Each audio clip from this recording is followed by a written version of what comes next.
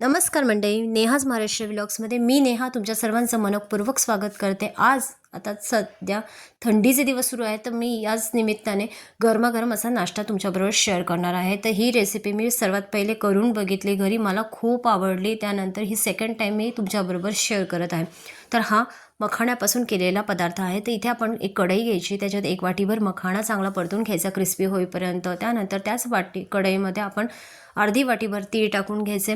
तीळ चांगले खरपूस होऊन झाल्यानंतर मखाणा आणि तिळाची मिक्सरमधून पावडर करायचे। त्यानंतर त्याच कढईमध्ये आपण 2 चमचे साजूक तूप टाकलं। त्यानंतर डिंक तळून घ्यायचे आपल्याला त्याच्यामध्ये चांगला मंद आचेवर।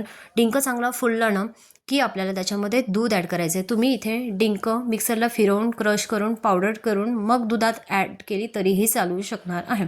तर आता आपण दूध टाकल्यानंतर चांगलं हे मिश्रण एकजीव करून घ्यायचं आणि त्यानंतर आपल्याला मखाणा आणि तिळाची पावडर इथे ॲड करून घ्यायची आहे। मखाणा आणि तीळ पावडर ॲड करताना आपल्याला ते चांगलं व्यवस्थित हलवून घ्यायचं आहे सर्व मिश्रण। मखाणा हा खूप पौष्टिक आहे, तर अर्थात आपण ह्याच्यामध्ये थंडीच्या सीझनला जे लागणारे पदार्थ आहेत ते जिन्नस आपण इथे ॲड करणार आहोत। हा खूपच हेल्दी असा ब्रेकफास्ट होणार आहे।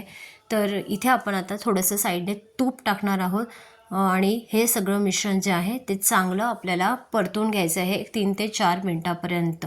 आणि त्यानंतर आता आपल्याला इथे चवीप्रमाणे गुळाचा वापर करायचा आहे। तुम्हाला कमी जास्त गोड कितपत लागतं त्याप्रमाणे। इथे मी अर्धी वाटीभर गूळ घेतलेला आहे, कारण आता आपण इथे डिंक घेतलेला आहे। डिंक थोडासा कडवट असतो, उग्र असतो, त्यामुळे आपण इथे गुळाचा वापर करणार आहोत।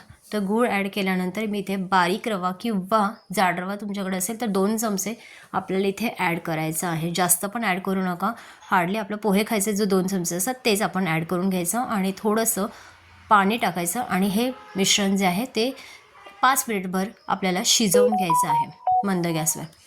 त्यानंतर हे मिश्रण चांगलं शिजल्यानंतर आपल्याला याच्यात आवडीप्रमाणे ड्रायफ्रूट्स टाकायचे आहेत। सुंठ पावडर, वेलची पावडर आणि थोडीशी ना बडीशेप पावडर पण टाकायची। बडीशेप पावडरने ना ही रेसिपी ना खूप छान लागते आणि हा पदार्थ, हा जो शिरा मी केलेला आहे याला मी मखाणा शिरा असं नाव दिलेलं आहे। तर हा खूप छान लागतो चवीला। तर ही माझी नवीन रेसिपी तुम्हाला कशी वाटली ते मला नक्की कमेंट करून सांगा। जर आवडली असेल तर लाईक करा, शेअर करा, सबस्क्राईब करा।